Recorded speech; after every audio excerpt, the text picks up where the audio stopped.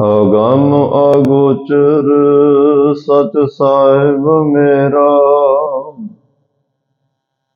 ਨਾਨਕ ਬੋਲੇ ਬੁਲਾਇਆ ਤੇਰਾ।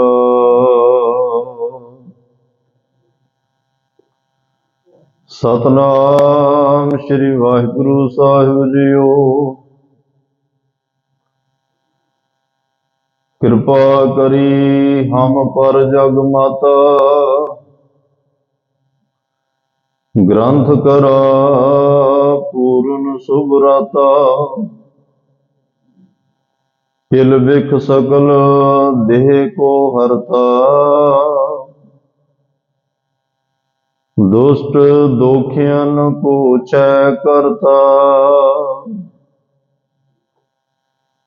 ਸ਼੍ਰੀ ਅਸਤੁਜ ਜਬ ਭਏ ਦਇਆਲਾ, ਪੂਰਨ ਕਰਾ ਗ੍ਰੰਥ ਤਤਕਾਲਾ। ਮਨ ਵਾਂਛਤ ਫਲ ਪਾਵੈ ਸੋਈ,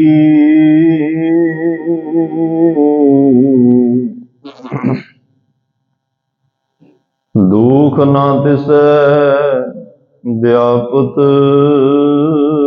ਕੋਈ ਅੜਲ। ਸੁਨੈ ਗੁੰਗ ਜੋ ਆਹੇ ਸੁਰਸ ਨਾ ਪਾਵਈ, ਸੁਨੈ ਮੂੜ ਚਿਤ ਲਾਏ ਚਤੁਰਤਾ ਆਵਈ। ਦੁਖ ਦਰਦ ਭਉ ਨਿਕਟ ਨਾ ਤਿਨ ਨਰ ਕੇ ਰਹੈ,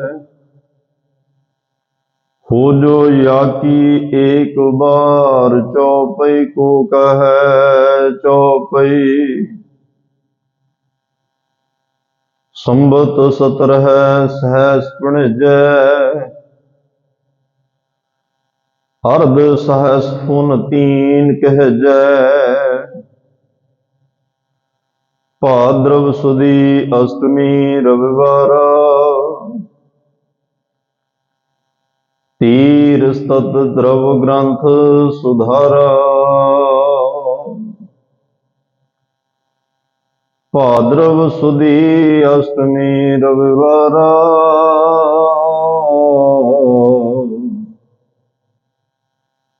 ਤੀਰ ਸਤਤ ਦਰਵ ਗ੍ਰੰਥ ਸੁਧਾਰਾ। ਵਾਹਿਗੁਰੂ ਜੀ ਕਾ ਖਾਲਸਾ, ਵਾਹਿਗੁਰੂ ਜੀ ਕੀ ਫਤਿਹ। ਪਰਮ ਸਤਿਕਾਰ ਤੇ ਸਨਮਾਨਯੋਗ ਚਵਰ ਛਤਰ ਤਖਤ ਦੇ ਮਾਲਕ ਜੁਗੋ ਜੁਗਾ ਟਲ, ਸਰਬ ਸਾਂਝੀ ਵਾਲਤਾ ਦੇ ਪੈਗੰਬਰ, ਦੀਨ ਦੁਨੀਆ ਦੇ ਰਾਖੇ, ਮਨੁੱਖਤਾ ਦੇ ਸਾਂਝੇ ਰਹਿਬਰ, ਗੁਰਤਾ ਗੱਦੀ ਤੇ ਸੁਹਾਇਮਾਨ, ਹਲਤ ਪਲਤ ਕੇ ਰੱਖਿਅਕ, ਨਿਮਾਣਿਆਂ ਦੇ ਮਾਣ, ਨਿਤਾਣਿਆਂ ਦੇ ਤਾਣ, ਸਾਹਿਬੇ ਕਮਾਲ, ਵਾਲੀਏ ਕੁਲ ਆਲਮ, ਸਰਵਰੇ ਕਾਇਨਾਤ।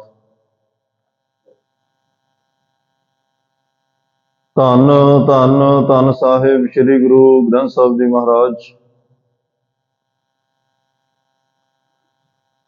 ਸਤਿਗੁਰਾਂ ਦੀ ਅਪਾਰ ਕਿਰਪਾ, ਬਖਸ਼ਿਸ਼, ਰਹਿਮਤ ਦਾ ਸਦਕਾ ਆਪ ਸਰਬੱਤ ਮਾਈ ਭਾਈ ਗੁਰਸਿੱਖ ਸੰਗਤ ਗੁਰਦੁਆਰਾ ਸਿੰਘ ਸ਼ਹੀਦਾਂ ਸੁਹਾਣਾ ਅੰਮ੍ਰਿਤ ਵੇਲੇ ਦੇ ਦੀਵਾਨਾਂ 'ਚ ਸਤਿਗੁਰਾਂ ਦੇ ਪਾਵਨ ਪਵਿੱਤਰ ਦਰਬਾਰ ਦੀਆਂ ਹਾਜ਼ਰੀਆਂ ਭਰ ਕੇ ਬ੍ਰਹਮ ਗਿਆਨੀ ਸ਼ਹੀਦਾਂ ਦੀ ਚਰਨ ਤੋੜ ਮਸਤਕ ਨੂੰ ਲਾ ਕੇ ਆਪਣੇ ਜੀਵਨ ਨੂੰ ਸਫਲ ਕਰ ਰਹੇ ਹੋ, ਵਡਭਾਗੇ ਹੋ। ਬਹੁਤ ਪਿਆਰ ਸਤਿਕਾਰ ਨਾਲ ਆਪ ਜੀਆਂ ਨੇ ਹਜ਼ੂਰੀ ਰਾਗੀ ਜਥੇ ਦੀ ਪਾਵਨ ਰਸਨਾ ਤੋਂ ਆਸਾ ਜੀ ਕੀ ਵਾਰ ਦੇ ਕੀਰਤਨ ਬਹੁਤ ਹੀ ਪਿਆਰ ਸਤਿਕਾਰ ਨਾਲ ਸਰਵਣ ਕੀਤੇ ਨੇ। ਉਪਰੰਤ ਸਤਿਗੁਰੂ ਪਾਤਸ਼ਾਹ ਨੇ ਬਖਸ਼ਿਸ਼ ਕਰਦੇ ਹੋਏ ਹਰ ਰੋਜ਼ ਦੀ ਤਰ੍ਹਾਂ ਸਾਨੂੰ ਕੁਝ ਸਮਾਂ ਗੁਰਮਤਿ ਵਿਚਾਰਾਂ ਦਾ ਬਖਸ਼ਿਆ। ਆਓ ਇਸ ਮਿਲੇ ਹੋਏ ਸਮੇਂ ਨੂੰ ਧੰਨ ਧੰਨ ਸਾਹਿਬ ਸ੍ਰੀ ਗੁਰੂ ਗੋਬਿੰਦ ਸਿੰਘ ਸਾਹਿਬ ਮਹਾਰਾਜ ਜੀ ਦੀ ਪਾਵਨ ਪਵਿੱਤਰ ਮਹਾਨ ਰਚਨਾ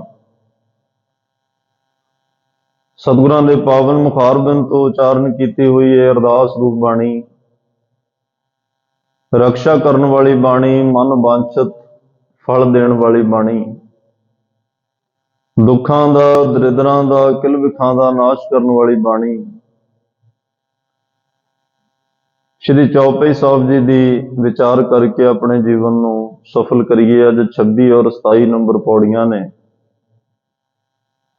एक अड़िल जो काव्य रचना का ही एक नाम है, ਉਹਦੇ अंदर महाराज ਦੇ शब्द ने, फिर नाल ही चौपाई संबत 17 सहस पणेजै। इन्हां पावन बचनां ਦੀ विचार नाल आपां जुड़ना है।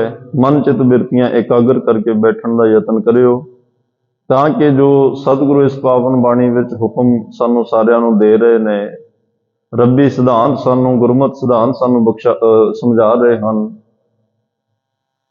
ਉਹਨਾਂ ਪਾਵਨ ਪਵਿੱਤਰ ਗੁਰਮਤਿ ਔਰ ਰੱਬੀ ਸਿਧਾਂਤਾਂ ਨੂੰ ਆਪਾਂ ਸਾਰਿਆਂ ਨੇ ਆਪਣੇ ਜੀਵਨ ਵਿੱਚ ਲਾਗੂ ਕਰਨ ਦਾ, ਆਪਣੇ ਜੀਵਨ ਦਾ ਆਧਾਰ ਬਣਾਉਣ ਦਾ ਯਤਨ ਕਰਨਾ ਹੈ। ਅੱਜ ਪਾਤਸ਼ਾਹ ਨੇ ਇਹਨਾਂ ਬਚਨਾਂ ਦੇ ਵਿੱਚ 2-3 ਗੱਲਾਂ ਵਿਸ਼ੇਸ਼ ਤੌਰ ਤੇ ਉਚਾਰਨ ਕੀਤੀਆਂ। ਇੱਕ ਤਾਂ ਅਕਾਲ ਪੁਰਖ ਵਾਹਿਗੁਰੂ ਦਾ ਸ਼ੁਕਰਾਨਾ ਕੀਤਾ ਹੈ ਕਿ ਜਿਹਦੀ ਕਿਰਪਾ ਦੇ ਨਾਲ ਇਹ ਗ੍ਰੰਥ ਪੂਰਾ ਹੋਇਆ ਹੈ, ਜਿਹਨੂੰ 10ਵੇਂ ਗ੍ਰੰਥ ਕਿਹਾ ਜਾਂਦਾ ਹੈ, ਜਿਹਦੇ ਵਿੱਚ 13 ਚਰਿੱਤਰ ਨੇ ਔਰ ਇਹਨਾਂ ਚਰਿੱਤਰਾਂ ਦੇ ਅਖੀਰ ਤੇ ਜਾ ਕੇ ਚੌਪਈ ਸਾਹਿਬ ਦੀ ਬਾਣੀ ਹੈ। ਇਹਦੀ ਸੰਪੂਰਨਤਾ ਤੇ ਸਤਿਗੁਰੂ ਪ੍ਰਮਾਤਮਾ ਦਾ ਸ਼ੁਕਰਾਨਾ ਕਰਦੇ ਨੇ। ਇਹ ਨੁਕਤਾ ਵੀ ਨੋਟ ਕਰਿਓ। ਗੁਰੂ ਸਾਹਿਬ ਵੀ ਦੇਖੋ ਕੋਈ ਕਾਰਜ ਸ਼ੁਰੂ ਕਰਦੇ ਆ, ਉੱਥੇ ਵੀ ਇੱਕ ਓੰਕਾਰ ਸਤਿਗੁਰੂ ਪ੍ਰਸਾਦ ਜਾਂ ਇੱਕ ਓੰਕਾਰ ਵਾਹਿਗੁਰੂ ਜੀ ਕੀ ਫਤਿਹ। ਦਸਮ ਬਾਣੀ ਦੇ ਆਰੰਭਤਾ ਵਿੱਚ ਇੱਕ ਓੰਕਾਰ ਵਾਹਿਗੁਰੂ ਜੀ ਕੀ ਫਤਿਹ ਆਉਂਦਾ ਹੈ। ਗੁਰੂ ਗ੍ਰੰਥ ਸਾਹਿਬ ਮਹਾਰਾਜ ਦੀ ਕੋਈ ਵੀ ਬਾਣੀ ਦੇ ਆਰੰਭਤਾ ਵਿੱਚ ਇੱਕ ਓੰਕਾਰ ਸਤਿਗੁਰ ਪ੍ਰਸਾਦ ਜਾਂ 4 ਤਰ੍ਹਾਂ ਦਾ ਮੰਗਲਾਚਰਨ ਹੈ, ਕੋਈ ਵੀ ਆਉਂਦਾ ਹੈ, ਉਸ ਇੱਕ ਪ੍ਰਮਾਤਮਾ ਦਾ ਓਟ ਆਸਰਾ ਲਿਆ ਜਾਂਦਾ ਹੈ। ਫਿਰ ਜਦੋਂ ਉਹ ਕਾਰਜ ਮੁਕੰਮਲ ਹੋ ਗਿਆ, ਫਿਰ ਉਹਦਾ ਸ਼ੁਕਰਾਨਾ ਕੀਤਾ ਜਾਂਦਾ।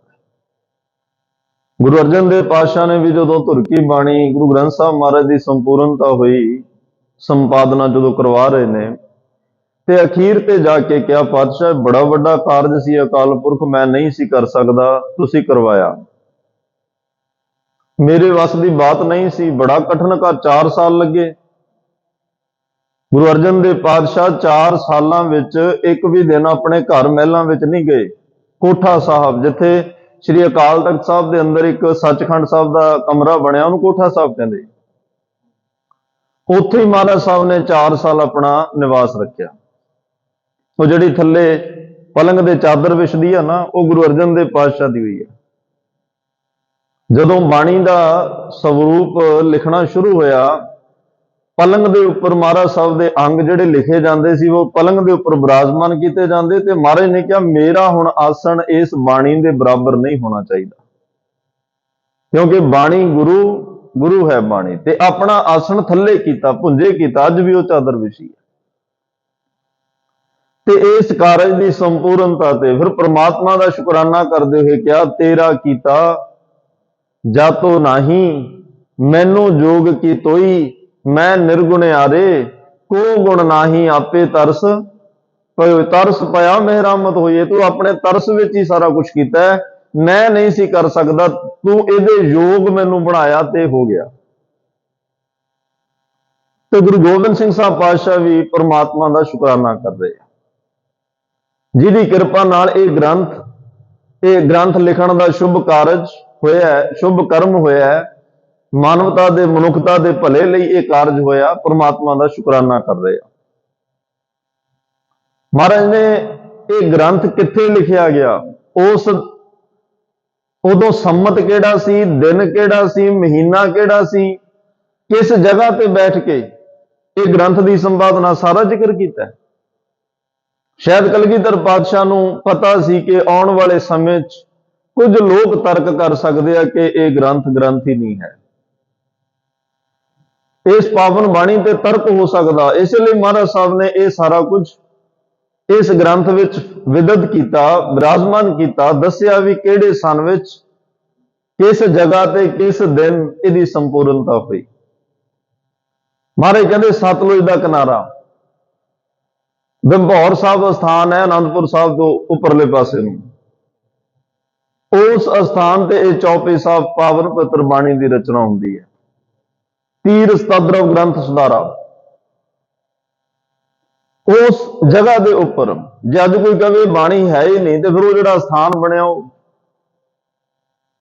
ਐਡਾ ਆਲੀਸ਼ਾਨ ਸਥਾਨ ਬਣਿਆ, ਉੱਥੇ ਸਾਰਾ ਕੁਝ ਇਤਿਹਾਸ ਲਿਖ ਕੇ ਲਾਇਆ ਹੋਇਆ ਹੈ। ਅਣਗਿਣਤ ਸੰਗਤਾਂ ਜਿਹੜੀਆਂ ਨੇ ਭਾਵਨਾ ਵਸ ਹੋ ਕੇ ਉਸ ਸਥਾਨ ਦੇ ਦਰਸ਼ਨ ਵੀ ਕਰਨ ਜਾਂਦੀਆਂ। ਜਿੰਨਾ ਵੀ ਸਮਾਂ ਉਹਨਾਂ ਕੋਲ ਹੁੰਦਾ ਹੈ ਵੱਧ ਤੋਂ ਵੱਧ ਉਹ ਚੌਪਈ ਸਾਹਿਬ ਦੀ ਬਾਣੀ ਦੀ ਹਾਜ਼ਰੀ ਵੀ ਲਵਾ ਕੇ ਆਉਂਦੇ, ਜਿੰਨਾ ਉਹਨਾਂ ਤੋਂ ਪੜ੍ਹਿਆ ਜਾਂਦਾ, ਜਿੰਨਾ ਸੁਣਿਆ ਜਾਂਦਾ। ਜਿੱਥੇ ਜਾਏ ਬਹਿ ਮੇਰਾ ਸਤਿਗੁਰੂ ਸੋ ਥਾਨ ਸੁਹਾਵਾ ਰਾਮ ਰਾਜੇ, ਜਿੱਥੇ ਬਾਬਾ ਪੈਰ ਧਰੇ ਪੂਜਾ ਆਸਣ ਥਾਪਣ ਸੋਆ। ਬੜੇ ਅਸਥਾਨ ਇਹੋ ਜਿਹੇ ਨੇ ਜਿਹੜੇ ਇਤਿਹਾਸ ਵਿੱਚ ਜ਼ਿਕਰ ਨਹੀਂ ਲੇਕਿਨ ਹੈ ਨੇ। ਖੇਮ ਕਰਨ ਤੁਸੀਂ ਜਾਓ, ਭਾਈ ਧਿਆਣਾ ਜੀ ਦਾ ਅਸਥਾਨ ਹੈ, ਬਹੁਤ ਵੱਡਾ ਅਸਥਾਨ ਹੈ। ਜਿਸ ਦਿਨ ਉਹ ਸਿੱਖ ਉਹ ਹੈ ਜਦੋਂ ਗੁਰੂ ਤੇਗ ਬਹਾਦਰ ਸਾਹਿਬ ਸ਼ਹਾਦਤ ਦੇਣ ਵਾਸਤੇ ਦਿੱਲੀ ਨੂੰ ਤੁਰਦੇ ਆ, ਭਾਈ ਧਿਆਣਾ ਕਹਿੰਦਾ ਮਹਾਰਾਜ ਮੈਂ ਵੀ ਨਾਲ ਜਾਣਾ। ਸਤਿਗੁਰੂ ਕਹਿੰਦੇ ਨਹੀਂ ਵੀ ਆ 5 ਜਾਣੇ ਚਾਹੀਦੇ ਸੀ, ਉਹ ਮੈਂ ਲੈ ਲਏ ਆ, ਵੀ ਹੁਣ ਤੈਨੂੰ ਲਿਜਾ ਨਹੀਂ ਸਕਦੇ। ਉਹ ਕਹਿੰਦਾ ਫਿਰ ਮਹਾਰਾਜ ਕਹਿੰਦੇ ਕੁਝ ਹੋਰ ਮੰਗ ਲਾ ਜੇ ਤੈਨੂੰ ਚਾਹੀਦਾ। ਉਹ ਕਹਿੰਦਾ ਮਹਾਰਾਜ ਚਲੋ ਜੇ ਦਿੱਲੀ ਨਹੀਂ ਲਿਜਾਣਾ ਫਿਰ ਇੱਕ ਕੰਮ ਕਰਿਓ, ਜਦੋਂ ਉਧਰ ਤੁਹਾਡਾ ਸਰੀਰ ਇਸ ਦੁਨੀਆ ਤੋਂ ਓਲੇ ਹੋਵੇ, ਤੁਸੀਂ ਸ਼ਹਾਦਤ ਦਾ ਜਾਮ ਪੀਵੋ, ਉਸ ਵੇਲੇ ਮੇਰੇ ਵੀ ਪ੍ਰਾਣ ਨਿਕਲਣ। ਸਿੱਖ ਨੇ ਕੀ ਮਹਾਰਾਜ ਹੱਸ ਪਏ, ਕਹਿੰਦੇ ਮੈਂ ਦਿੱਲੀ ਨਹੀਂ ਲਿਜਾ ਰਿਹਾ ਤੇ ਤੂੰ ਕਿੱਥੋਂ ਤੱਕ ਦੀ ਗੱਲ ਕਰ ਰਿਹਾ। ਨਹੀਂ ਕਹਿੰਦਾ ਪਾਤਸ਼ਾਹ ਤੁਸੀਂ ਕਿਹਾ ਵੀ ਜੋ ਮੰਗੇਗਾ। ਮਹਾਰਾਜ ਕਹਿੰਦੇ ਠੀਕ ਆ, ਜਾ ਫਿਰ ਆਪਣੇ ਪਿੰਡ ਚਲਿਆ ਜਾ, ਸਿੱਖੀ ਦਾ ਪ੍ਰਚਾਰ ਕਰ, ਜਦੋਂ ਅਸੀਂ ਸਰੀਰ ਛੱਡਾਂਗੇ ਤੈਨੂੰ ਪਤਾ ਲੱਗ ਜਾਏਗਾ। ਜਪਜੀ ਸਾਹਿਬ ਦਾ ਪਾਠ ਕਰੀ, ਤੈਨੂੰ ਨਾਲ ਲੈ ਕੇ ਜਾਵਾਂਗੇ। ਉਧਰ ਸਨ 1675 11 ਨਵੰਬਰ ਨੂੰ ਗੁਰੂ ਤੇਗ ਬਹਾਦਰ ਸਾਹਿਬ ਮਹਾਰਾਜ ਦਾ ਸ਼ਹੀਦੀ ਸਾਕਾ ਵਾਪਰਦਾ ਹੈ। ਉਸੇ ਵੇਲੇ ਉਸੇ ਸਮੇਂ ਭਾਈ ਧਿਆਣਾ ਖੇਮ ਕਰਨ ਸਰੀਰ ਛੱਡਦਾ। ਅੱਜ ਉੱਥੇ ਜਾ ਕੇ ਗੁਰਦੁਆਰਾ ਸਾਹਿਬ ਦੇ ਦਰਸ਼ਨ ਕਰਿਓ ਤੁਸੀਂ। ਤੋ ਮਹਾਰਾਜ ਸਾਹਿਬ ਨੇ ਇਹ ਸਾਰਾ ਕੁਝ ਇਸ ਪਾਵਨ ਬਾਣੀ ਦੇ ਹੁਣ ਜਿਵੇਂ ਸੰਪੂਰਨਤਾ ਹੋ ਰਹੀ ਹੈ।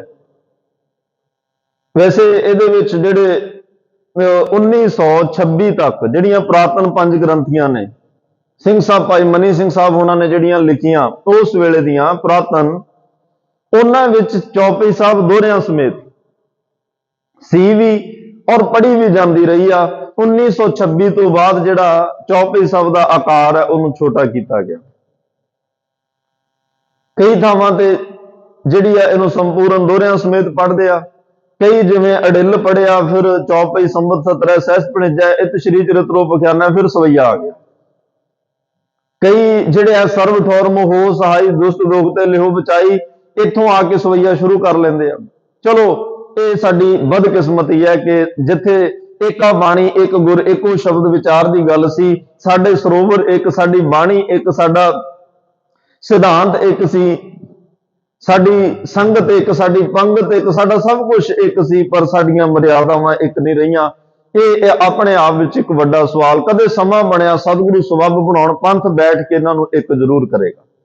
1932 ਤੱਕ ਕੁਝ ਵਿਦਵਾਨ ਕਹਿੰਦੇ ਆ ਕਿ ਅਕਾਲ ਤਖਤ ਸਾਹਿਬ ਤੇ ਵੀ ਇਹ ਜਿਹੜੀ ਚੌਪਈ ਸਾਹਿਬ ਦੋਹਰਿਆਂ ਸਮੇਤ ਪੜ੍ਹੀ ਜਾਂਦੀ।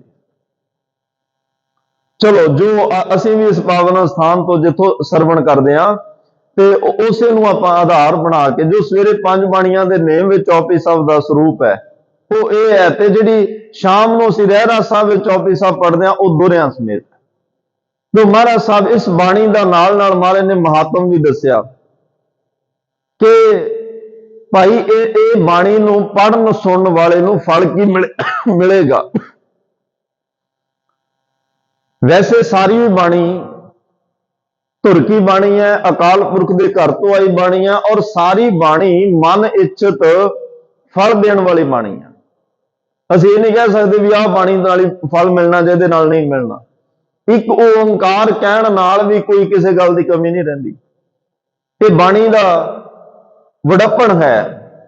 ਪਰ ਜੇ ਸਾਨੂੰ ਨਿਤਨੇਮ ਵਿੱਚ 5 ਬਾਣੀਆਂ, ਸ਼ਾਮ ਨੂੰ ਸੋਧਾ ਰਹਿਰਾਸ ਸਾਹਿਬ ਦੀ ਬਾਣੀ, ਆਰਤੀ ਦਾ ਜਾਪ ਤੇ ਸੋਹਲਾ ਸਾਹਿਬ ਦੀ ਬਾਣੀ ਦਿੱਤੀ ਆ, ਇੰਨੀ ਵੱਡੀ ਬਾਣੀ ਦੇ ਖਜ਼ਾਨੇ ਚੋਂ ਜੇ ਇਹ ਬਾਣੀਆਂ ਚੁਣ ਕੇ ਹਰ ਰੋਜ਼ ਸਾਨੂੰ ਪੜ੍ਹਨ ਲਈ ਦਿੱਤੀਆਂ, ਇਹਦਾ ਮਤਲਬ ਉਹਦੇ ਪਿੱਛੇ ਕੋਈ ਵਿਸ਼ੇਸ਼ ਸਿਧਾਂਤ ਵੀ ਹੈ।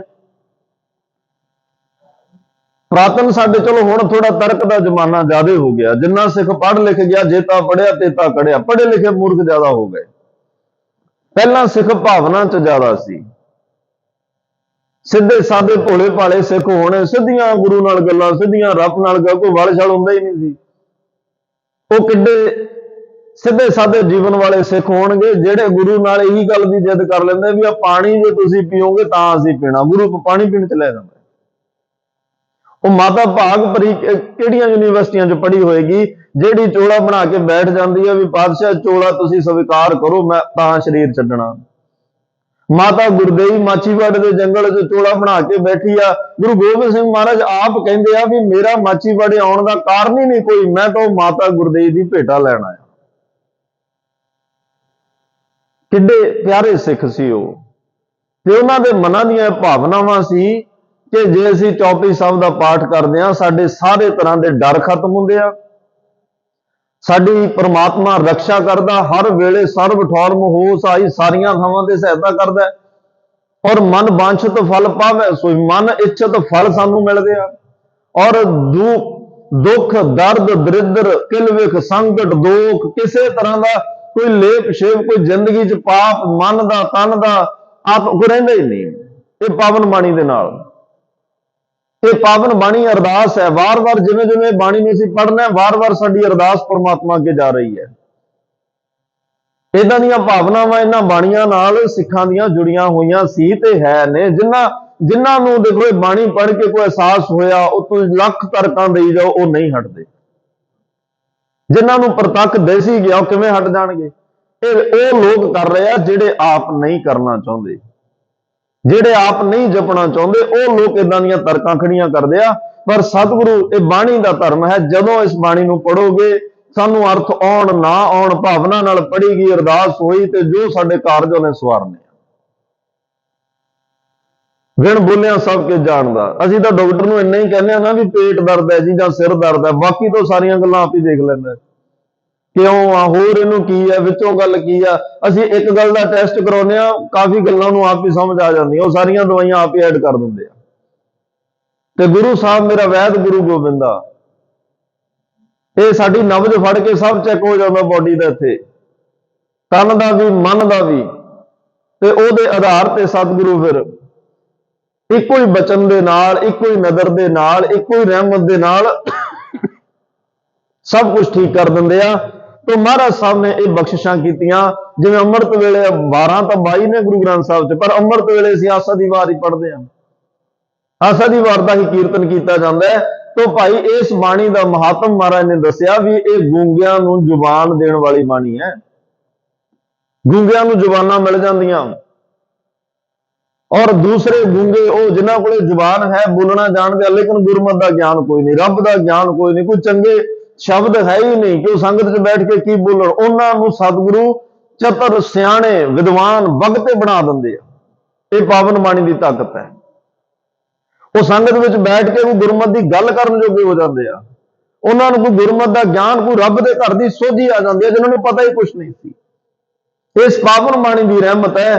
ਤੇ ਮਹਾਰਾਜ ਕਹਿੰਦੇ ਆ ਭਾਈ, ਬੋਲਣ ਲਈ ਅਲਫਾਜ਼ ਮਿਲ ਜਾਂਦੇ ਆ। ਜਿਹੜੇ ਕਹਿੰਦੇ ਜੀ ਸਮਾਂ ਰਹਿੰਦਾ ਹੁੰਦਾ ਤੇ ਸ਼ਬਦ ਮੁੱਕ ਜਾਂਦੇ ਆ, ਫਿਰ ਸਮਾਂ ਮੁੱਕ ਜਾਂਦਾ, ਸ਼ਬਦ ਨਹੀਂ ਮੁੱਕਦੇ।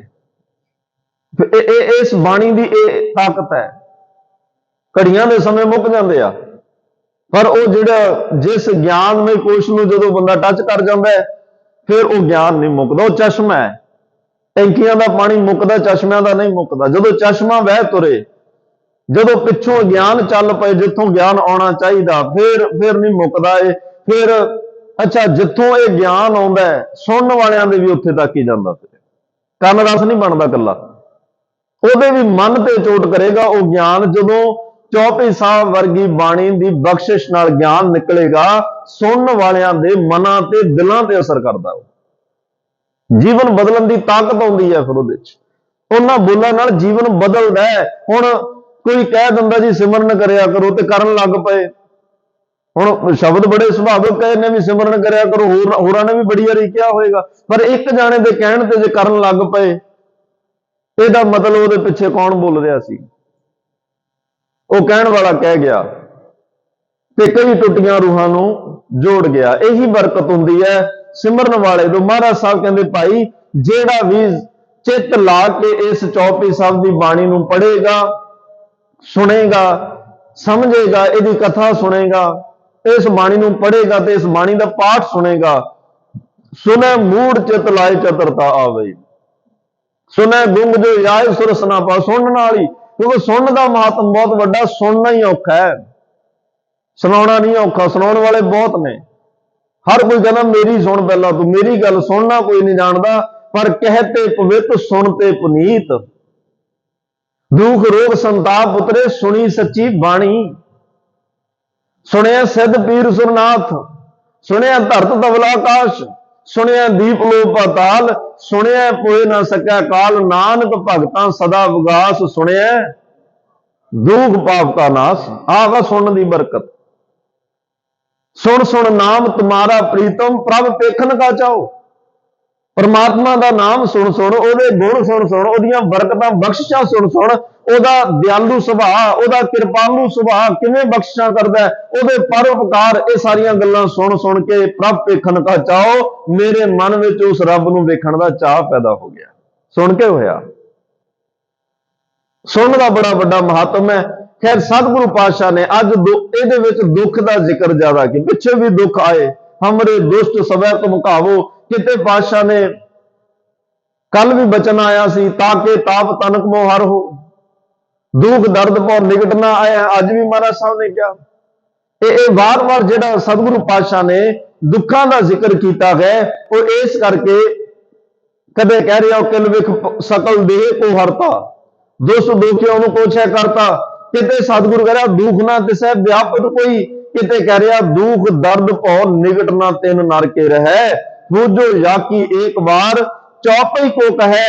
ਤੇ ਇਸ ਚੌਪਈ ਸਾਹਿਬ ਦੀ ਬਾਣੀ ਦਾ ਜ਼ਿਕਰ ਕਰਦੇ ਹੋਏ ਮਹਾਰਾਜ ਕਹਿੰਦੇ ਜਿਹਨੇ ਇੱਕ ਵਾਰ ਇਸ ਬਾਣੀ ਨੂੰ ਪੜ੍ਹਿਆ, ਦੁੱਖ ਦਰਿਦਰ ਡਰ ਕੋਈ ਵੀ ਚੀਜ਼ ਨੇੜੇ ਨਹੀਂ ਰਹਿੰਦੀ। ਦੁੱਖ ਨੂੰ ਵਾਰ-ਵਾਰ ਪਾਤਸ਼ਾਹ ਨੇ ਉਹਦਾ ਜ਼ਿਕਰ ਕੀਤਾ, ਕਿਉਂਕਿ ਬੰਦਾ ਦੁੱਖ ਤੋਂ ਹੀ ਪਰੇਸ਼ਾਨ ਹੈ।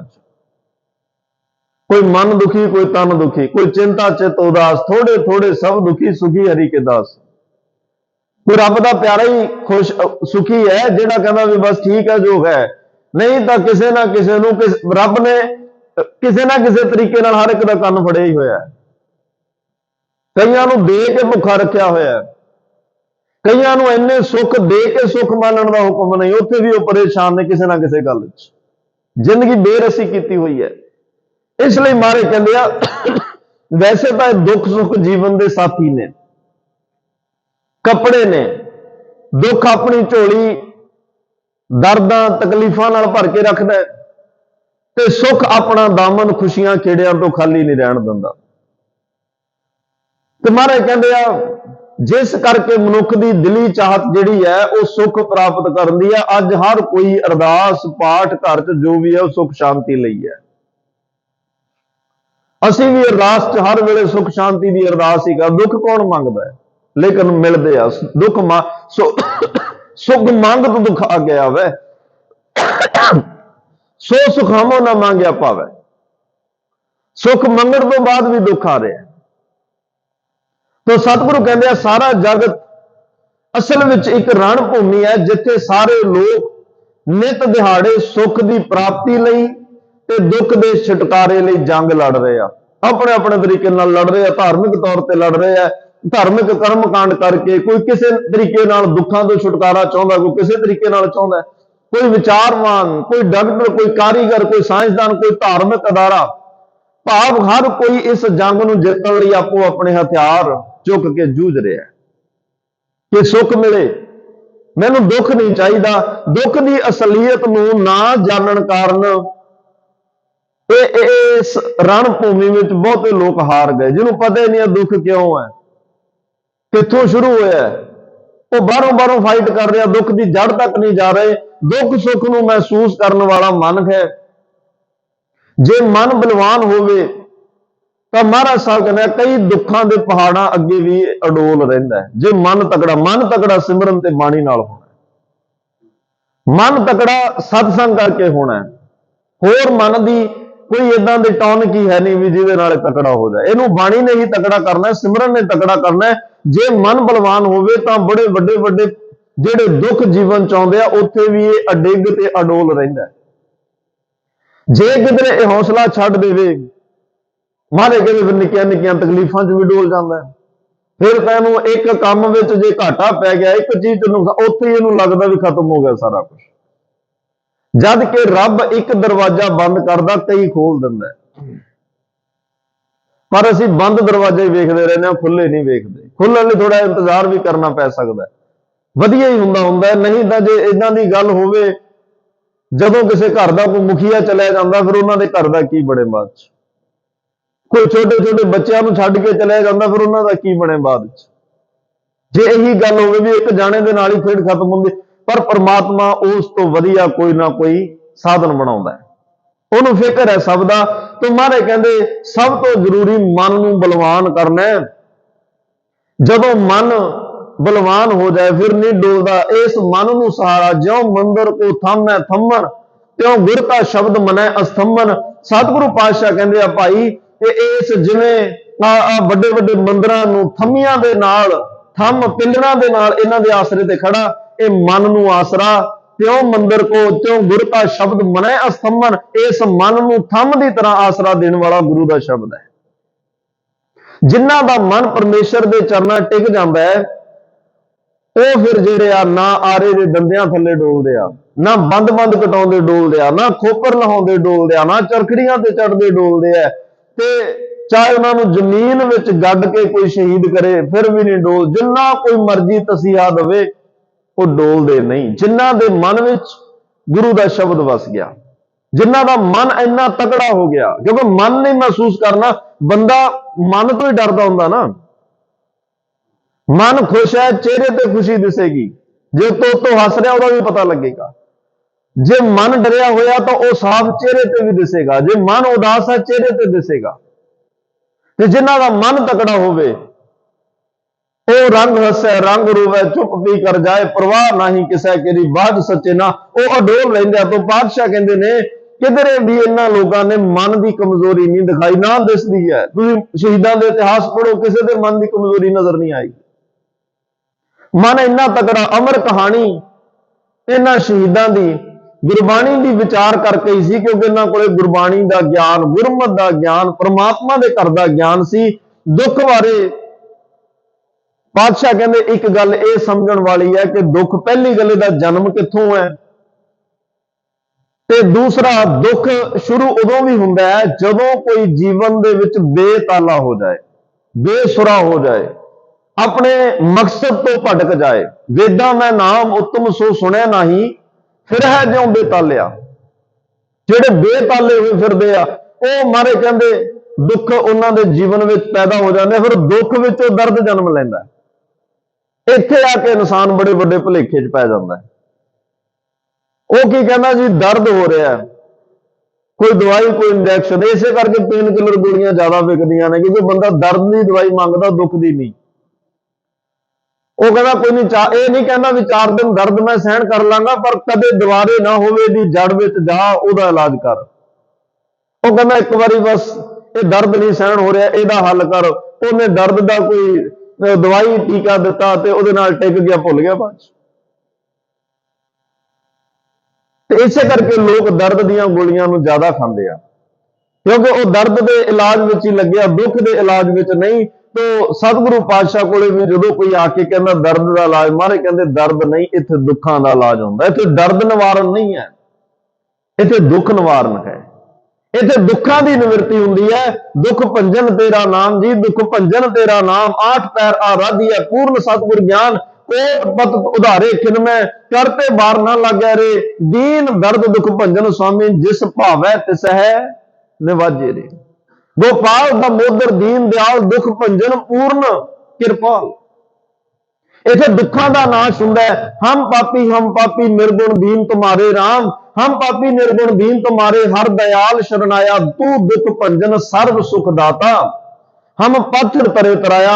ਸਤਿਗੁਰੂ ਤੂੰ ਦੁੱਖਾਂ ਨੂੰ ਭੰਨਣ ਵਾਲਾ ਹੈ, ਅਸੀਂ ਤੇਰੇ ਕੋਲੇ ਆ ਦੁੱਖਾਂ ਦੇ ਭਰੇ ਹੋਏ ਆ, ਦੁੱਖ ਇੰਨੇ ਆ ਜੇਤਾ ਸਮੁੰਦ ਸਾਗਰ ਨੀਰ ਭਰਿਆ।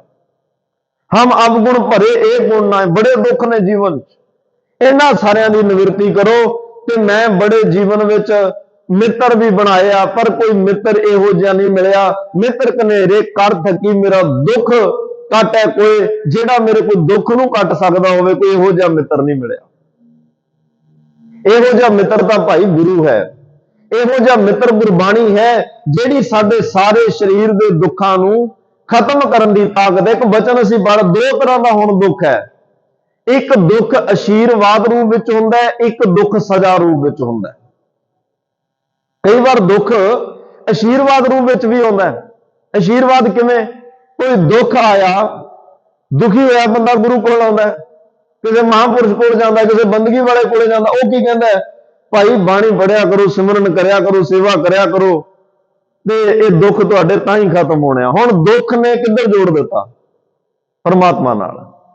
ਤੇ ਉਹ ਦੁੱਖ ਆਸ਼ੀਰਵਾਦ ਰੂਪ ਹੋ ਗਿਆ ਨਾ। ਪਰਮਾਤਮਾ ਨੂੰ ਪਤਾ ਸੀ ਇਹਨੇ ਸਿੱਧਾ ਆਉਣਾ ਨਹੀਂ, ਉਹਨੇ ਥੋੜਾ ਜਿਹਾ ਦੁੱਖ ਦਿੱਤਾ ਤੇ ਬਾਹ ਨੂੰ ਵੱਢ ਦੇ ਕੇ ਆਪਣੇ ਕੋਲ ਬੁਲਾ ਲਿਆ। ਉਸ ਦਿਨ ਤੋਂ ਬਾਅਦ ਦੁੱਖ ਕਿਹੜੇ ਵੇਲੇ ਕਿੱਧਰ ਨੂੰ ਚਲਿਆ ਗਿਆ ਉਹ ਪਤਾ ਹੀ ਨਹੀਂ ਲੱਗਿਆ। ਪਰ ਉਹ ਕਹਿੰਦੇ ਜੀ ਉਸ ਦਿਨ ਤੋਂ ਬਾਅਦ ਅਸੀਂ ਨਿਤਨੇਮ ਵੀ ਨਹੀਂ ਛੱਡਿਆ। ਜਦੋਂ ਦਾ ਸਾਨੂੰ ਮਹਾਂਪੁਰਸ਼ਾਂ ਨੇ ਕਿਹਾ ਅਸੀਂ ਸਿਮਰਨ ਨਹੀਂ ਛੱਡਿਆ, ਪਤਾ ਹੀ ਨਹੀਂ ਲੱਗਦਾ ਦੁੱਖ ਸੁੱਖ ਕਿੱਧਰ ਗਏ। ਤਾਂ ਹੀ ਸਤਿਗੁਰੂ ਕਹਿ ਰਿਹਾ ਦੁੱਖ ਦਾਰੂ ਸੁੱਖ ਰੋਗ ਪਿਆ। ਕਈ ਵਾਰ ਦੁੱਖ ਦਾਰੂ ਬਣ ਜਾਂਦੇ ਆ, ਸੁੱਖ ਰੋਗ ਬਣ ਜਾਂਦੇ ਆ। ਪਰ ਸਤਿਗੁਰੂ ਪਾਤਸ਼ਾਹ ਦੇ ਚਰਨਾਂ 'ਚ ਅਰਦਾਸ ਸਾਡੀ ਇਹੀ ਹੋਣੀ ਚਾਹੀਦੀ ਆ ਕਿ ਪਰਮਾਤਮਾ ਭਾਵੇਂ ਦੁੱਖ ਆਉਣ ਭਾਵੇਂ ਸੁੱਖ ਆਉਣ, ਜਿੰਨੇ ਵੱਡੇ ਮਰਜ਼ੀ ਸਾਡੇ ਕੋਲੇ ਸੁੱਖਾਂ ਦੇ ਸਾਧਨ ਹੋਣ ਤੇ ਜਿੰਨੇ ਵੱਡੇ ਮਰਜ਼ੀ ਦੁੱਖ ਹੋਣ, ਬਸ ਤੇਰਾ ਨਾਮ ਨਹੀਂ ਭੁੱਲਣਾ ਚਾਹੀਦਾ, ਤੇਰਾ ਚੇਤਾ ਨਹੀਂ ਭੁੱਲਣਾ ਚਾਹੀਦਾ, ਤੇਰੀ ਯਾਦ ਹਮੇਸ਼ਾ ਸਾਡੇ ਅੰਦਰ ਵਸੀ ਰਹਿਣੀ ਚਾਹੀਦੀ ਆ। ਕਿਉਂਕਿ ਕੋਈ ਦੁੱਖ ਆਉਂਦਾ ਇਹ ਗੁਰੂ ਨਾਲ ਜੁੜ ਜਾਂਦਾ ਹੈ, ਕੋਈ ਘਾਟ ਆਉਂਦੀ ਹੈ ਜੀਵਨ ਵਿੱਚ ਇਹ ਗੁਰੂ ਨਾਲ ਜੁੜ ਜਾਂਦੀ ਹੈ। ਧੰਨ ਗੁਰੂ ਤੇਗ ਬਹਾਦਰ ਸਾਹਿਬ ਦਾ ਜੀਵਨ, ਸਾਰੇ ਪਰਿਵਾਰ ਨੇ ਇਸ ਗੱਲ ਦੀ ਵਿਆਖਿਆ ਕੀਤੀ ਹੈ, ਜੋ ਨਰ ਦੁੱਖ ਮੈਂ ਦੁੱਖ ਨਹੀਂ ਮੰਨੈ। ਗੁਰੂ ਤੇਗ ਬਹਾਦਰ ਸਾਹਿਬ ਦੇ ਸਾਰੇ ਪਰਿਵਾਰ ਨੇ, ਜੋ ਨਰ ਦੁੱਖ ਮੈਂ ਦੁੱਖ ਨਹੀਂ ਮੰਨੈ, ਸੁਖ ਸੁਨੇਹਰ ਭੈ ਨਹੀਂ ਜਾ ਕੇ ਕੰਚਨ ਮਾਟੀ ਮੰਨੈ। ਕਿਹੜਾ ਦੁੱਖ ਹੈ ਜਿਹੜਾ ਗੁਰੂ ਤੇਗ ਬਹਾਦਰ ਸਾਹਿਬ ਪਾਤਸ਼ਾਹ ਦੇ ਘਰ ਜਾਂ ਪਰਿਵਾਰ 'ਚ ਨਹੀਂ ਆਇਆ? ਪਰ ਪਰਮਾਤਮਾ ਦਾ ਸਿਮਰਨ ਨਹੀਂ ਉਹਨਾਂ ਨੇ ਛੱਡਿਆ, ਤੇ ਜਿੱਥੇ ਗਏ ਉਹਨਾਂ ਨੂੰ ਵੀ ਸਿਮਰਨ ਨਾਲ ਜੁੜਿਆ, ਪਰਮਾਤਮਾ ਦੇ ਉਸ ਵਾਹਿਗੁਰੂ ਦੇ ਨਾਮ ਨਾਲ ਜੁੜਿਆ। ਇੱਕ ਬੱਚਾ ਕਿਸ਼ੋਰ ਅਵਸਥਾ, ਦੁੱਖ ਕਿਵੇਂ ਗੁਰੂ ਨਾਲ ਜੁੜ ਜਾਂਦਾ ਹੈ? ਕੋਈ ਕਿਸੇ ਗੱਲ ਦੀ ਜੀਵਨ 'ਚ ਕਮੀ ਹੁੰਦੀ ਆ, ਉਹ ਦੁੱਖ ਦਾਰੂ ਸੁੱਖ ਰੋਗ ਪਿਆ, ਦੁੱਖ ਦਾਰੂ ਕਿਵੇਂ ਬਣਦਾ ਹੈ? ਦੁੱਖ ਇੱਕ ਜੀਵਨ ਨੂੰ ਸਫਲ ਕਰਨ ਦਾ ਕਾਰਨ ਕਿਵੇਂ ਬਣਦਾ ਹੈ? ਇੱਕ ਕਿਸ਼ੋਰ ਅਵਸਥਾ ਦਾ ਬੱਚਾ ਸ਼ੀਸ਼ੇ ਅੱਗੇ ਖੜਾ ਤਿਆਰ ਹੋ ਰਿਹਾ ਹੈ, ਅਚਾਨਕ ਮੱਥੇ ਤੇ ਧਿਆਨ ਗਿਆ, ਕੋਈ ਨਿਸ਼ਾਨ ਦਾ ਦਾਗ ਹੈ, ਨਿਸ਼ਾਨ ਲੱਗਿਆ, ਕੋਈ ਦਾਗ ਲੱਗਿਆ ਵੀ ਕਿਸੇ ਤਰ੍ਹਾਂ। ਜਦੋਂ ਦੀ ਸੁਰਤ ਸੰਭਾਲੀ ਆ, ਸੋਚਿਆ ਉਹਨੇ, ਬੜਾ ਦਿਮਾਗ ਤੇ ਜ਼ੋਰ ਪਾਇਆ ਵੀ ਨਾ ਇੱਥੇ ਕੋਈ ਫੋੜਾ ਫਿਣਸੀ ਹੋਈ, ਨਾ ਮੇਰੇ ਕੋਈ ਸੱਟ ਵੱਜੀ, ਨਾ ਕੋਈ ਟਾਂਕਾ ਲੱਗਿਆ, ਇਹ ਹੈ ਕੀ? ਅਚਾਨਕ ਆਪਣੀ ਮਾਂ ਨੂੰ ਪੁੱਛਿਆ, ਮਾਂ ਆ ਵੇਖ ਤਾਂ ਮੈਂ ਕੇਸ ਵਾਰਿਆ ਸੀ, ਆ ਮੇਰੇ ਮੱਥੇ ਤੇ ਮੈਨੂੰ ਕੋਈ ਨਿਸ਼ਾਨ ਕੋਈ ਦਾਗ ਨਜ਼ਰ ਆ ਰਿਹਾ, ਇਹ ਕਾਹਦਾ ਹੈ? ਜਿੱਥੋਂ ਤੱਕ ਮੈਨੂੰ ਯਾਦ ਆ ਮੇਰੇ ਕੋਈ ਸੱਟ ਨਹੀਂ ਵੱਜੀ, ਕੋਈ ਫਿਣਸੀ ਨਹੀਂ ਹੋਈ, ਤੇ ਫਿਰ ਇਹ ਨਿਸ਼ਾਨ ਕਾਹਦਾ ਪੈ ਗਿਆ? ਧਿਆਨ ਨਾਲ ਵੇਖ, ਅਜੀਬ ਕਿਸਮ ਦਾ ਹੈ। ਜਦੋਂ ਇਹ ਗੱਲ ਮਾਂ ਨੂੰ ਪੁੱਛੀ, ਮਾਂ ਦੀਆਂ ਅੱਖਾਂ ਚੋਂ ਤਰਪ ਤਰਪ ਕਰਕੇ ਹੰਝੂ ਡਿੱਗ ਪਏ। ਮਾਂ ਨੇ ਰੋਣਾ ਸ਼ੁਰੂ ਕਰ ਦਿਆ। ਉਹਨੇ ਕਿਹਾ, ਮਾਂ ਕੋਈ ਮੈਂ ਗਲਤ ਸਵਾਲ ਕਰ ਬੈਠਿਆ, ਮੈਂ ਤਾਂ ਇੰਨੇ ਹੀ ਪੁੱਛਿਆ ਵੀ ਮੇਰੇ ਮੱਥੇ ਤੇ ਦਾਗ ਕਾਹਦਾ ਹੈ, ਇਹ ਨਿਸ਼ਾਨ ਕਾਹਦਾ? ਦੁੱਖ ਦਾਰੂ ਕਿਵੇਂ ਦੁੱਖ ਦਾਰੂ ਬਣਦੀ ਹੈ? ਇਹ ਆਸ਼ੀਰਵਾਦਕ ਦੁੱਖ ਨੇ, ਆਸ਼ੀਰਵਾਦ ਰੂਪ ਵਿੱਚ ਦੁੱਖ ਨੇ। ਜਦੋਂ ਆਉਂਦੇ ਆ ਸਾਨੂੰ ਪਰਮਾਤਮਾ ਨਾਲ ਜੁੜ ਜਾਂਦੇ ਆ। ਇੱਕ ਦੁੱਖ ਜਿਹੜਾ ਹੈ ਉਹ ਸਜ਼ਾ ਰੂਪ ਵਿੱਚ ਵੀ ਮਿਲਦਾ ਸੀ, ਪਾਪ ਹੀ ਇੰਨੇ ਕਰ ਲਏ, ਕਿਸੇ ਨੂੰ ਦੁਖੀ ਇੰਨਾ ਕਰ ਦਿੱਤਾ, ਕਿਸੇ ਦੇ ਹੱਕ ਇੰਨੇ ਮਾਰ ਲਏ, ਉਹ ਸਜ਼ਾ ਵਿੱਚ ਫਿਰ ਸਾਨੂੰ ਬਰਾਬਰ ਭੁਗਤਣਾ ਪੈਂਦਾ, ਪਰਿਵਾਰ ਨੂੰ ਭੁਗਤਣਾ ਪੈਂਦਾ। ਤੇ ਉਹਨੇ ਕਿਹਾ, ਮਾਂ ਰੋ ਨਾ, ਤੂੰ ਦੱਸ ਇਹ ਗੱਲ ਕੀ ਆ ਵਿੱਚੋਂ?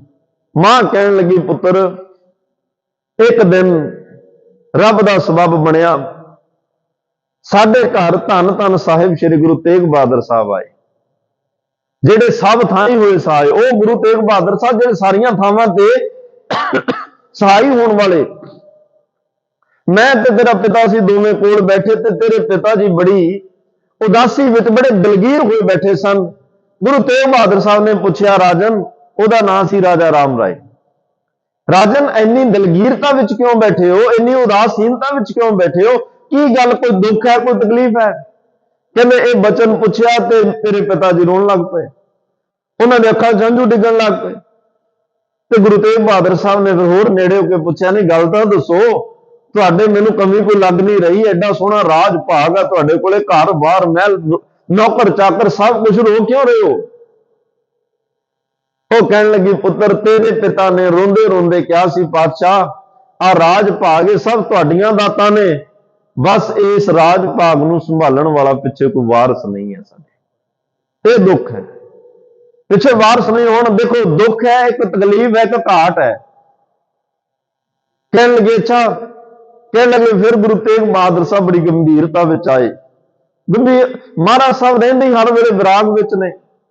इतिहासकार कहंदे आ सतगुरां दीयां अखां दीयां कोरां हर वेले चिट्टियां रहिंदियां ने, क्योंकि नेत्र च विराग दा जल है।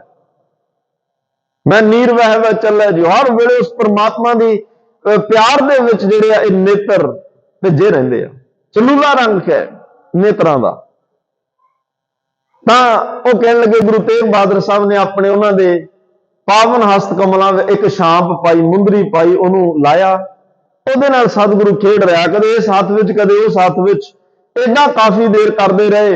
कुछ समय बाद बड़ी गंभीरता विच बोल के तेरे पिता दे पट ते उस छांप मुंदरी दा निशान ला के कहन लगे, लै राजन तेरे घर परमात्मा एक सुंदर बालक बच्चे दी दात देगा, आ ਉਹਦੇ मत्थे ते निशान उस मुंदरी छाप ते एक ओंकार लिखिया, ਇਹ निशान उस बच्चे दे मस्तक ते होएगा, वो केस नहीं कटाएगा, ना ਉਹਦੇ कदे केस कटने, वो गुरु नानक दा प्यारा सिख होएगा।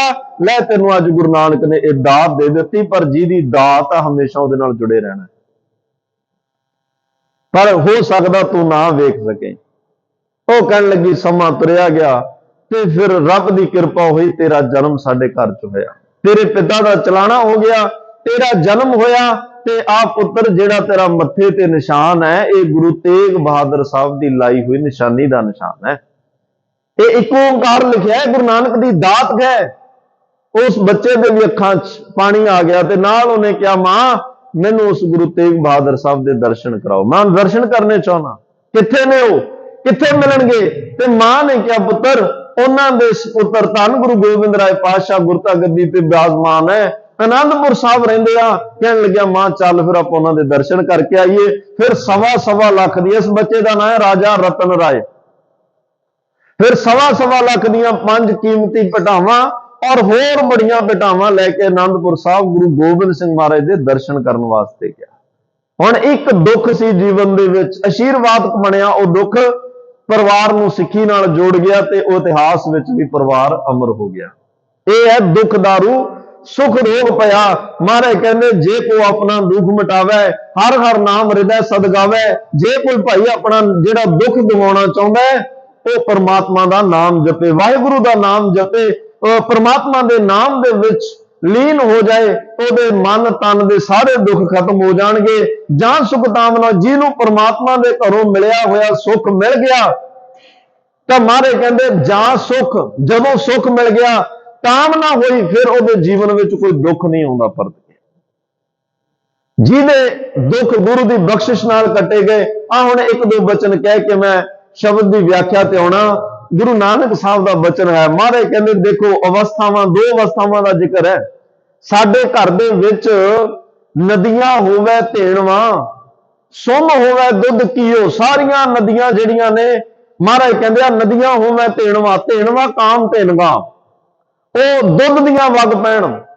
ਸੁਮ ਹੋਵੇ ਦੁੱਧ ਘੀਓ, ਸੁਮ ਕਹਿੰਦੇ ਨੇ ਜਿਹੜੇ ਨੇ ਝਰਨੇ ਚਸ਼ਮੇ, ਇਹ ਸਾਰੇ ਘਿਓ ਦੇ ਵਗਣ ਲੱਗ ਪੈਣ।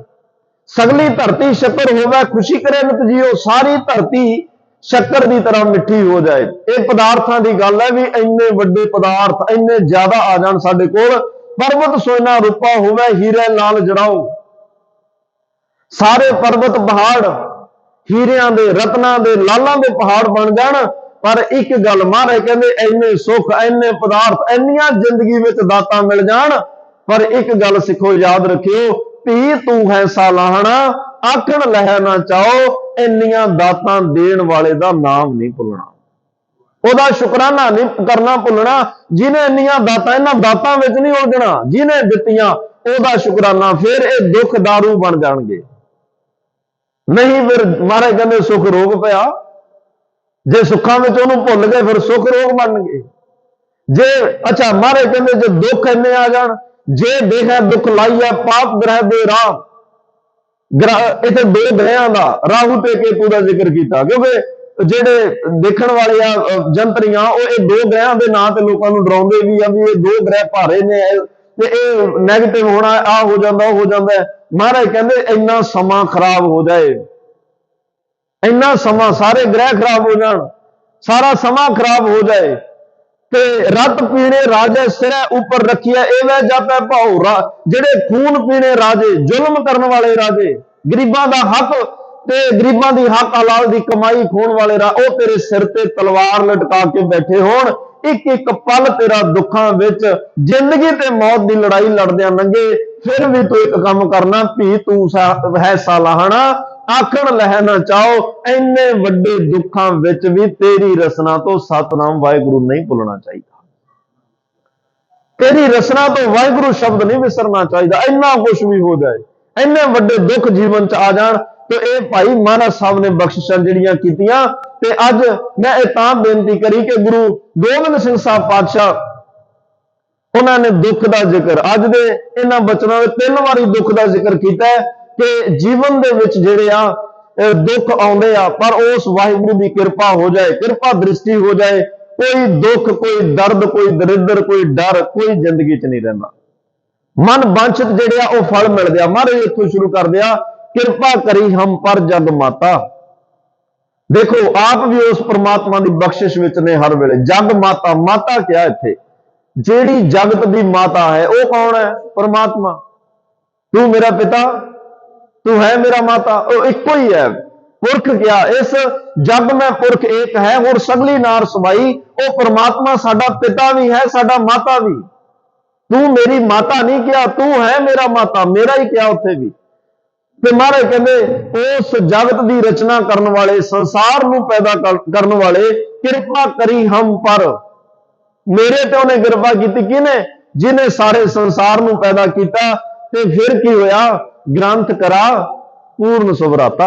ਆ ਜਿਹੜਾ ਗ੍ਰੰਥ ਹੈ ਇਹ ਸੰਪੂਰਨ ਹੋਇਆ। ਇਹ ਗ੍ਰੰਥ ਲਿਖਣ ਦਾ ਸ਼ੁਭ ਕਾਰਜ ਜਿਹੜਾ ਉਹ ਸੰਪੂਰਨ ਹੋਇਆ। ਤੇ ਮਹਾਰਾਜ ਸਾਹਿਬ ਜਿਹੜੇ ਇਹ ਕਹਿੰਦੇ ਮੈਂ ਚਰਿੱਤਰ ਰਚੇ, ਇਹਦੇ ਵਿੱਚ ਚੌਪਈ ਸਾਹਿਬ ਦੀ ਬਾਣੀ ਆਈ, ਇਹ ਸਾਰਾ ਕਾਰਜ ਉਸ ਵਾਹਿਗੁਰੂ ਦੀ ਕਿਰਪਾ ਨਾਲ ਹੋਇਆ। ਇਹ ਸੰਪੂਰਨ ਹੋਇਆ ਕਾਰਜ ਤੇ ਉਹਦੀ ਕਿਰਪਾ ਨਾਲ ਸ਼ੁਭ ਤਰੀਕੇ ਦੇ ਨਾਲ ਇਹ ਪੂਰਾ ਹੋ ਗਿਆ। ਕਿਲਵਿਖ ਸਕਲ ਦੇਹ ਕੋ ਹਰਤਾ।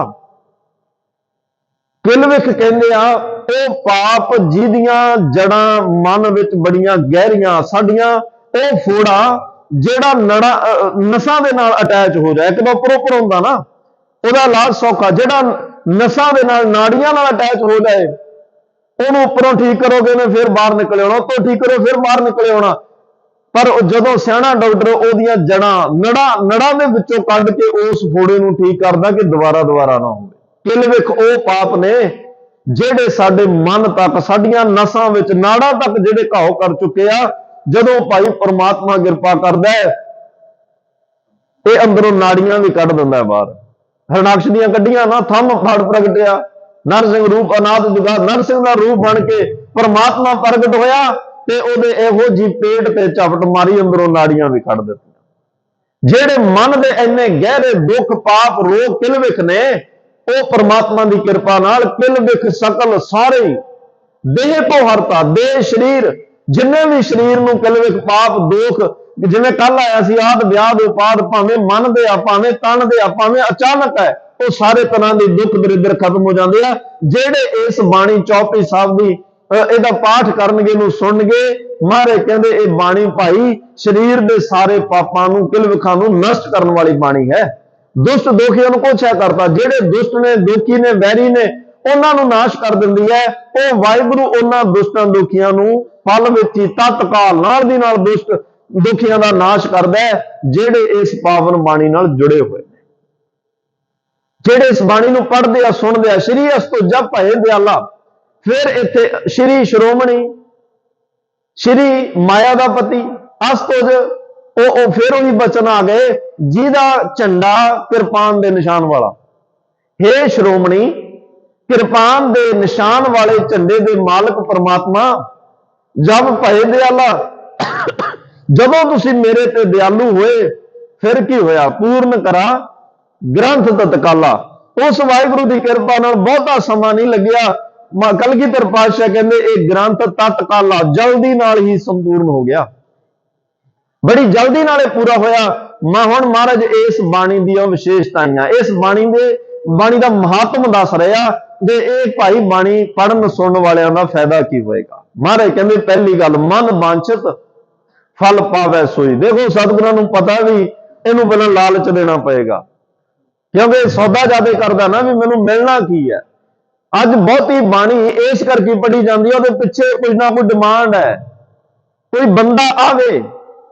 ਮਹਾਰਾਜ ਕਹਿੰਦੇ ਆਵੇ ਪਰ ਚਾਹਵੇ ਕੁਛ ਨਾ, ਇਹ ਬਹੁਤ ਘੱਟ ਹੁੰਦਾ। ਪਰ ਜਿਹੜੇ ਐਵੇਂ ਕਰ ਲੈਣ, ਸੇਵਾ ਕਰਤ ਹੋਏ ਨੇ ਕਾਮੀ ਤਿਸ ਕੋ ਹੋਤ ਪ੍ਰਾਪਤ ਸੁਆਮੀ, ਜਿਹੜਾ ਆਉਂਦਾ ਹੈ ਪਰ ਚਾਹੁੰਦਾ ਕੁਛ ਨਹੀਂ ਗੁਰੂ ਤੋਂ, ਉਹਦੇ ਇਵਜ਼ ਦੇ ਵਿੱਚ ਸੰਸਾਰ ਦਾ ਪਦਾਰਥ ਕੋਈ ਨਹੀਂ ਮੰਗਦਾ, ਉਹਨਾਂ ਨੂੰ ਤਾਂ ਵਾਹਿਗੁਰੂ ਕਹਿੰਦੇ ਮੈਂ ਆਪਣਾ ਆਪ ਦੇਣ ਵਾਸਤੇ ਤਿਆਰ ਹੋ ਜਾ। ਭਾਈ ਗੋਪਾਲੇ ਨੇ ਜਪਜੀ ਸਾਹਿਬ ਗੁਰੂ ਦੀ ਖੁਸ਼ੀ ਲਈ ਪੜਿਆ ਸੀ ਨਾ, ਗੁਰੂ ਆਪਣਾ ਤਖਤ ਦੇਣ ਲਈ ਤਿਆਰ ਹੋ ਗਏ। ਪਰ ਜਦੋਂ ਮਨ ਚ ਆਇਆ ਵੀ ਜੇ ਘੋੜਾ ਮਿਲ ਜਾਏ, ਸਤਿਗੁਰਾਂ ਨੇ ਸਮਾਪਤੀ ਤੋਂ ਕਹਿੰਦੇ ਲਿਆਓ ਘੋੜਾ ਲਿਆ ਕੇ ਦਿਓ। ਮਨ ਕਿੱਥੇ ਆ ਕੇ ਖੜਿਆ? ਮਨ ਬੇਈਮਾਨ, ਪਤਾ ਨਹੀਂ ਇਹਨੇ ਕਿੱਥੇ ਆ ਕੇ ਬੰਦੇ ਨੂੰ ਬੜਾ ਨੀਵੀਂ ਥਾਂ ਤੇ ਖੜਾ ਦਿੰਦਾ। ਕਮੂ ਜਿਹੜਾ ਉਹ ਚੜਦਾ ਹੈ, ਕਮੂ ਜਾਲੇ ਕਦੇ ਤਾਂ ਹੀ ਆਕਾਸ਼ ਦੀਆਂ ਉਡਾਰੀਆਂ ਲਾਉਂਦਾ ਤੇ ਕਦੇ ਵੈਸੇ ਇੱਲ ਦੀ ਤਰ੍ਹਾਂ ਇਹਨੂੰ ਮਰਦਾਰ ਤੇ ਡਿੱਗਦੀ ਆ, ਪਤਾ ਨਹੀਂ ਕਿਸ ਪਤਾਲ ਖਾਈ ਵਿੱਚ ਜਾ ਕੇ ਡਿੱਗ ਪੈਂਦਾ। ਇਸ ਲਈ ਇਸ ਮਨ ਦੀ ਡੋਰੀ ਗੁਰੂ ਨੂੰ ਫੜਾ ਕੇ ਰੱਖੋ। ਪ੍ਰਭ ਡੋਰੀ ਹਾਥ ਤੁਮਾਰੇ ਗਲੇ ਹਮਾਰੇ ਜੇਵਰੀ ਜੈ ਖਿੰਚੈ ਤਹਿ ਜਾਓ। ਗੁਰੂ ਨੂੰ ਜਦੋਂ ਡੋਰੀ ਫੜਾਈ ਹੋਏਗੀ, ਫਿਰ ਤਾਂ ਹੀ ਬਾਬੇ ਲੈਣੇ ਨੂੰ ਕਿਹਾ ਸੀ, ਲੈਣਿਆ ਆ ਘੋੜੀ ਦੀਆਂ ਵਾਗਾਂ ਮੈਨੂੰ ਫੜਾ ਦਿੱਤੀਆਂ। ਗੁਰੂ ਨਾਨਕ ਸਾਹਿਬ ਕਹਿੰਦੇ ਤੈਨੂੰ ਗੁਰੂ ਦੇ ਘਰ ਲੈ ਆਇਆ, ਮਨ ਦੀਆਂ ਵਾਗਾਂ ਵੀ ਫੜਾ ਦੇ, ਮੈਂ ਤੈਨੂੰ ਰੱਬ ਦੇ ਘਰ ਲੈ ਤੂੰ ਮਨ ਦੀਆਂ ਵਾਗਾਂ ਵੀ ਮੈਨੂੰ ਫੜਾ। ਤੇ ਇਹ ਸਵਾਲ ਸਾਡੇ ਤੇ ਖੜਾ ਹੈ, ਅਸੀਂ ਮਨ ਦੀਆਂ ਵਾਗਾਂ ਕਦੋਂ ਫੜਾਉਣੀਆਂ? ਇਹ ਸਵਾਲ ਸਾਡੇ ਸਾਰਿਆਂ ਦਾ। ਅਸੀਂ ਗੁਰੂ ਨੂੰ ਕਦੋਂ ਸਮਰਪਣ ਕਰਨਾ ਵੀ ਆ ਲੈ ਜੈ ਖਿੰਚੈ ਤੈ ਜਾਓ, ਹੁਣ ਤੇਰੀ ਮਰਜ਼ੀ ਆ, ਅਸੀਂ ਤਾਂ ਆ ਗਏ, ਸਮਰਪਣ ਕਰ ਦਿੱਤਾ, ਗਲੇ 'ਚ ਪਟਾ ਪਾ, ਜਿੱਥੇ ਤੇਰਾ ਜੀ ਕਰਦਾ ਉੱਥੇ ਲੈ ਜਾ। ਮਨ ਵਾਂਛਿਤ ਫਲ ਪਾਵੇ। ਸੋ ਇਸ ਬਾਣੀ ਨੂੰ ਪੜਨ ਦਾ ਫਲ ਦੱਸ ਰਿਹਾ ਕਿ ਜਿਹੜਾ ਵੀ ਇਸ ਬਾਣੀ ਨੂੰ ਪੜੇਗਾ ਮਨ ਵਾਂਛਿਤ ਫਲ ਪਾਏਗਾ। ਫਿਰ ਮਹਾਰਾਜ ਕਹਿੰਦੇ ਦੁਖ ਨਾ ਤਿਸੈ ਵਿਆਪਤ ਕੋਈ, ਮਨ ਦੀਆਂ ਇਛਾਵਾਂ ਤਾਂ ਪੂਰੀਆਂ ਹੋਣਗੀਆਂ ਹੀ, ਪਰ ਕਈ ਵਾਰ ਦੁੱਖ ਦਾਰੂ ਸੁਖ ਰੋਗ ਪਿਆ ਬਣਦਾ ਨਾ। ਬੱਚਾ, ਹੁਣ ਬੱਚਾ ਚਾਹੀਦਾ ਸੀ, ਪੁੱਤ ਚਾਹੀਦਾ, ਔਲਾਦ ਚਾਹੀਦੀ ਮਿਲੀ, ਪਰ ਅਪਾਹਜ ਮਿਲ ਗਈ। ਦਾਤ ਤਾਂ ਮਿਲੀ ਪਰ ਅਪਾਹਜ ਹੋ ਗਈ। ਧਨ ਆਇਆ ਚੋਰੀ ਹੋ ਗਿਆ, ਘਰ ਲਿਆ ਤੂਫਾਨ ਨੇ, ਭੁਚਾਲ ਆਇਆ ਢਹਿ ਗਿਆ, ਜਾਂ ਕਿਸੇ ਨੇ ਕਬਜ਼ਾ ਹੀ ਕਰ ਲਿਆ। ਦਾਤ ਵੀ ਮਿਲੀ ਪਰ ਦੁੱਖ ਰੂਪ ਵਿੱਚ, ਕੋਈ ਕਾਰ ਮੰਗੀ ਐਕਸੀਡੈਂਟ ਹੋ ਗਿਆ। ਜੇ ਅਸੀਂ ਕਹਿੰਦੇ ਹਾਂ ਦਾਤ ਮਿਲੇ, ਸੁੱਖ ਦੇਣ ਵਾਲੀ ਮਿਲੇ, ਫਿਰ ਉਹਨੂੰ ਯਾਦ ਰੱਖਣਾ ਪਏਗਾ ਜਿਹਨੇ ਉਹ ਦਾਤ ਦਿੱਤੀ ਹੈ, ਫਿਰ ਉਹਦੇ ਵਿੱਚੋਂ ਸੁੱਖ ਮਿਲਣਾ। ਜੇ ਦਾਤ ਲੈਣ ਸਾਰ ਅਸੀਂ ਦਾਤ ਪਿਆਰੀ ਵਿਸਰਿਆ ਦਾ ਤਾਰਾ ਵਾਲੀ ਗੱਲ ਹੋ ਗਈ, ਫਿਰ ਹੋ ਸਕਦਾ ਕੱਲ ਉਹੀ ਦਾਤ ਦੁੱਖ ਰੂਪ ਹੋ ਜਾਏ। ਸੁੱਖ ਰੋਗ ਪਿਆ, ਫਿਰ ਉਹ ਸੁੱਖ ਰੋਗ ਬਣ ਜਾਣਗੇ। ਜਿਵੇਂ ਮਨ ਵਾਂਛਿਤ ਫਲ ਮੰਗਦੇ ਆ, ਮਹਾਰਾਜ ਸਾਹਿਬ ਕਹਿੰਦੇ ਵਾਹਿਗੁਰੂ ਫਲ ਵੀ ਦਿੰਦਾ, ਉਹਨਾਂ ਦਿੱਤੇ ਹੋਏ ਫਲਾਂ ਨੂੰ ਦੁੱਖਾਂ ਤੋਂ ਵੀ ਬਚਾ ਕੇ ਰੱਖਦਾ। ਇਹ ਚੌਪਈ ਸਾਹਿਬ ਦੀ ਬਰਕਤ ਹੈ। ਇਹ ਬੜੀ ਸੌਖੀ ਬਾਣੀ ਹੈ। ਇਸ ਬਾਣੀ ਦਾ ਸਵਰੂਪ ਜਿਹੜਾ ਆਕਾਰ ਵੀ ਬੜਾ ਛੋਟਾ ਹੈ, ਯਾਦ ਕਰਨੀ ਵੀ ਸੌਖੀ, ਪੜ੍ਹਨੀ ਵੀ ਸੌਖੀ। ਹਰ ਕੋਈ ਪੜ੍ਹਿਆ ਲਿਖਿਆ ਅਨਪੜ੍ਹ ਵੀ ਇਸ ਬਾਣੀ ਦਾ ਪਾਠ ਕਰ ਸਕਦਾ ਹੈ। ਔਰ ਇਸ ਬਾਣੀ ਦਾ ਮਹਾਤਮ ਇਹ ਆ ਭਾਈ, ਮਨ ਦੀਆਂ ਇੱਛਾਵਾਂ ਪੂਰੀਆਂ ਤੇ ਦੁੱਖ ਸਾਰੇ ਖਤਮ।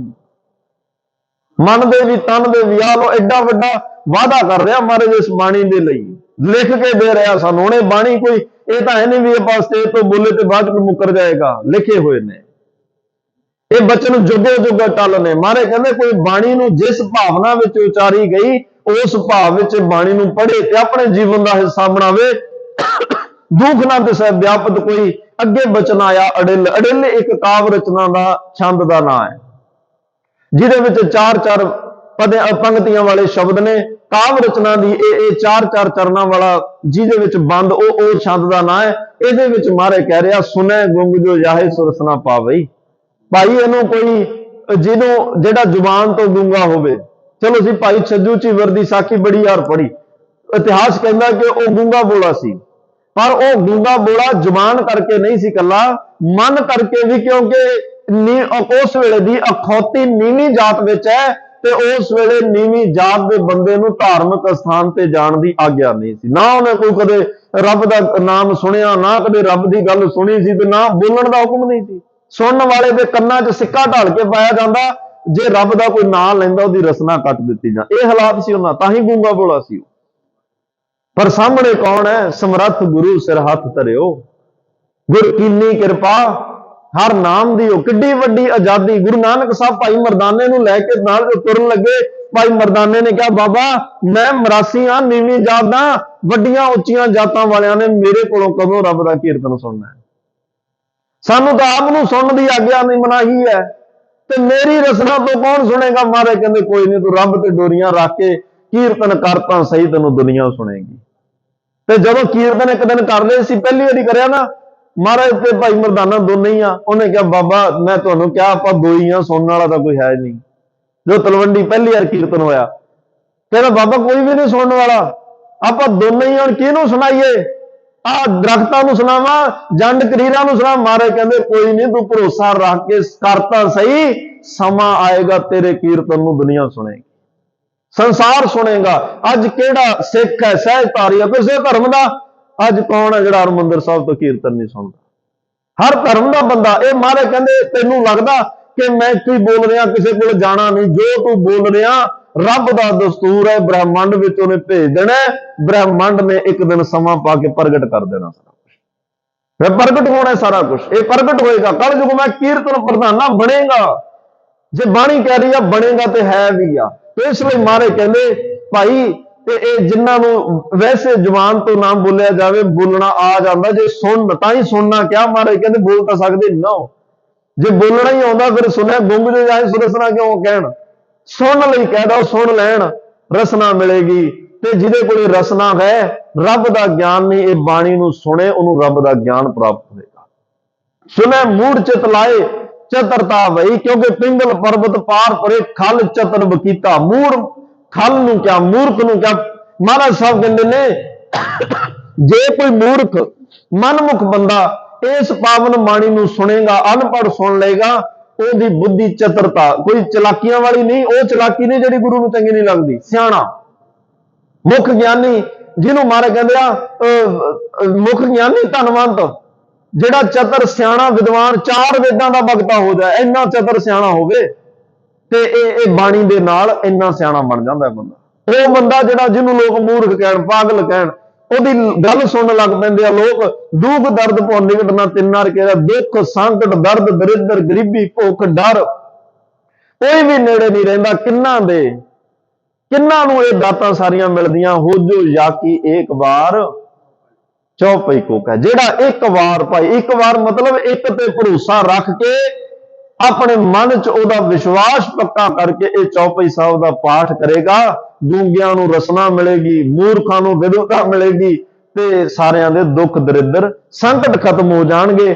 ਤੇ ਨਾਲ ਮਹਾਰਾਜ ਸਾਹਿਬ ਨੇ ਕਿਹਾ ਚੌਪਈ ਫਿਰ ਚੌਪਈ ਸਾਹਿਬ ਸਿਰਲੇਖ ਹੇਠਾਂ ਇਹ ਬਚਨ ਕਹਿ ਰਿਹਾ, ਸੰਬਤ 17 ਸਹਿਸ ਭਣਜੈ। ਸੰਬਤ 17 1700 ਮਹਾਰਾਜ ਕਹਿੰਦੇ ਜਦੋਂ ਇਹ ਗ੍ਰੰਥ ਲਿਖਿਆ ਗਿਆ 1700। ਫਿਰ ਅੱਗੇ ਕਿਹਾ ਤਰੀਕ ਦੱਸ ਰਿਹਾ ਮਹਾਰਾਜ, ਅਰਧ ਸਹਿਸ ਪੁਨ 3 ਕੇਜੈ। ਸਹਿਸ 100 ਨੂੰ ਕਹਿੰਦੇ ਆ, 100 ਦਾ ਅੱਧਾ ਕਿੰਨਾ ਹੋਇਆ? 50।